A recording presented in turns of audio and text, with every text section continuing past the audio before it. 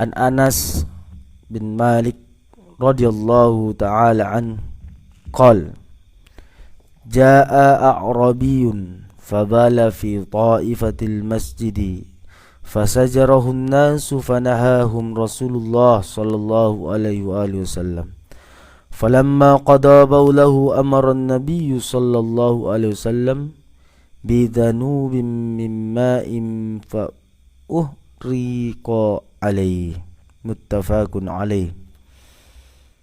Hadis ini yang diriwayatkan dari Anas bin Malik, salah satu sahabat Rasul sallallahu alaihi wasallam, dan berkhidmat kepada Rasul.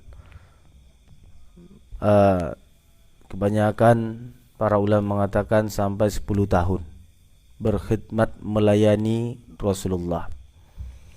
Sehingga banyak para ulama mengatakan, saya lebih cinta kepada para penuntut ilmu yang berkhidmat, benar-benar berkhidmat menjadi pelayan bagi ahli ilmu, ketimbang orang yang cerdas, yang pintar dalam belajar. Nah, beliau selama 10 tahun berada di sekitar Rasulullah sallallahu alaihi wasallam. Dan pastinya kalau sudah seperti Rasul, yang dihubungkan kepada Rasul, apa itu sesuatunya, baik perkataan, baik perbuatan, bahkan diamnya Rasul adalah sebuah hadis. Apakah itu bisa menjadi hujjah di tengah-tengah umat, ataukah itu menjadi fadailul amal, sehingga bisa hadis itu kuat, hadis itu bisa lemah, dan itu tergantung rijalul hadisnya, sehingga sanadnya lah yang mendhaifkan hadis tersebut. Dan kita sudah pelajari bahwa hadis dhaif boleh untuk fadailul amal, keutamaan-keutamaan beramal. Dan adapun hadis dhaif di dalam madhab Hanafi, mereka sepakat mengatakan bisa dijadikan, bahkan itu lebih aula, lebih utama dijadikan hujjah daripada ar-ra'yu, daripada hasil ijtihad. Bagaimana dengan kita di akhir zaman ini, sehingga kalau hadis dhaif mereka tidak mau beramal, padahal dalam madhab Hanafi mereka menjadikan hujjah. Sedikit-sedikit kalau dhaif bagi mereka di akhir zaman ini mengatakan, dan seolah-olah itu membuang hadis. Itu salah satu tidak ada adab kepada hadis Rasul sallallahu alaihi wasallam. Kalau mereka yang senantiasa bertanya apakah hadis dhaif, hasan, sahih, hadis dhaif, hasan, sahih, atau dikatakan orang mereka berkelompokkan Wahabi, dan mereka mengaku madhab Hambali, padahal dalam Musnad Ahmad bin Hanbal banyak sekali hadis dhaif yang dijadikan menjadi hujjah, sehingga mereka tidak istiqamah dan konsisten dengan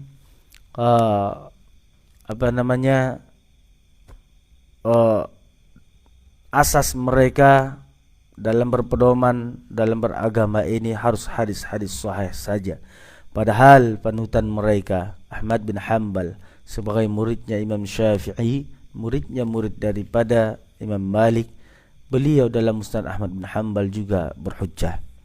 Baiklah ya ikhwan, Anas bin Malik radhiyallahu taala anhu ini adalah beliau Al-Ansari, dan beliau selama 10 tahun berkhidmat kepada Rasul, melayani, membantu Rasul. Semua apapun kebutuhan Rasul, beliau khidmat, beliau layani. Nah, disinilah betul-betul khidmat itu seperti apa. Kalau saya pribadi, kalau saya disuruh guru saya semangat. Bahkan saya menunggu suruhan dari guru saya. Kenapa? Bagi saya suruhan itu karena guru saya butuh kepada saya, padahal saya lebih butuh kepada guru saya, dan itu bisa jadi seperti menuangkan ilmu kepada saya. Namun di akhir zaman ini banyak sekali yang tidak mau berkhidmat kepada para ulama-ulama. Padahal ini adalah manhaj salafun salih. Mereka banyak berkhidmat kepada para ulama-ulama. Seperti Sayyid Hashim bin Abdullah Al-Ghamri. Beliau selalu menuangkan kopi, tidak ikut dalam belajar. Hanya menuangkan kopi saja, mungkin buat kopi, untuk memasak air, buat kopi, teh, dan melayani untuk membersihkan majelis, untuk menggulung tikar. Cuman itu saja, tapi tidak ikut dalam belajar, tidak fokus dalam belajar. Sehingga setelah wafatnya guru beliau, seorang mufti besar, seorang ulama besar, dan tidak lama kemudian ternyata dituangkan Allah Subhanahu wa taala semua ilmu gurunya, dan beliau langsung menjadi mufti di saat itu. Sering sekali. Bahkan ada cerita dalam Syed Muhammad bin Ali bin Abbas Al-Maliki, Allah yarham.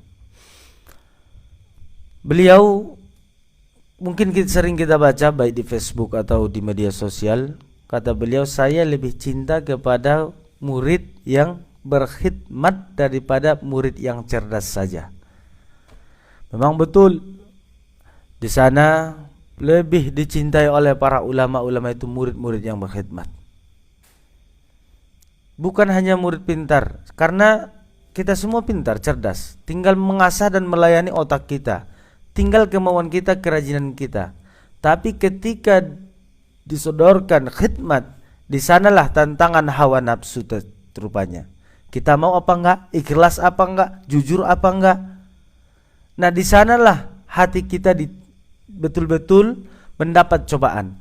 Kalau cuma ngejar juara, prestasi, itu semua orang bisa. Dan khidmat itu betul-betul melayani daripada gurunya, murabbinya. Saya pikir hanya ada dalam Islam yang betul-betul ikhlas. Lihat, semuanya yang lain itu pasti ada plus, ada embel-embelnya. Kenapa? Di dalam Islam karena ada berkah. Itulah yang dicari, keberkahan.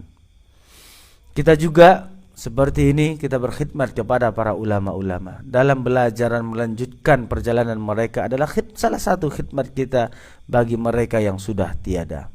Sehingga ilmu mereka terus mengalir dan bermanfaat untuk orang banyak.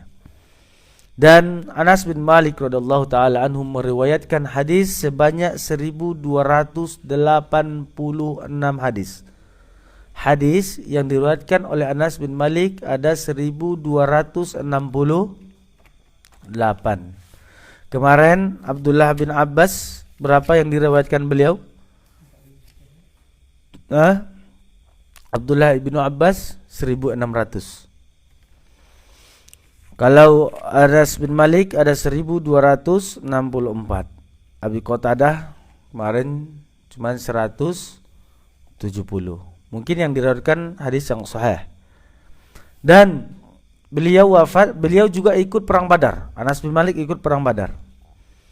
Mereka para sahabat-sahabat walaupun masih kecil, kita lihat kemarin cerita tentang siapa yang dilarang oleh Rasul masih kecil. Tetapi setelah sampai 15 tahun baru ikut terus, bahkan menjadi menjadi garda terdepan.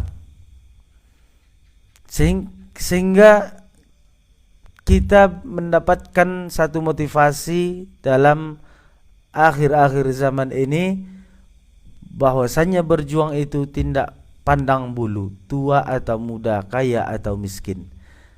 Dan itu juga menjadi cambuk bagi kita, bahwasanya iman adalah segala-galanya, memperjuangkan agama adalah segala-galanya. Harta bisa dicari, harta bisa diwarisi, tapi iman tak bisa diwarisi, ilmu tak bisa diwarisi.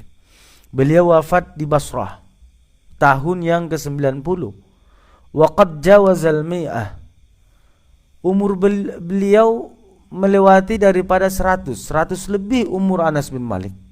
Sehingga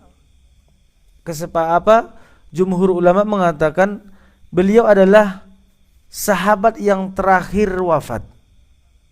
Sahabat yang terakhir wafat adalah Anas bin Malik. Kalau ada pertanyaan, siapakah sahabat yang terakhir meninggal dunia? Itulah Anas bin Malik.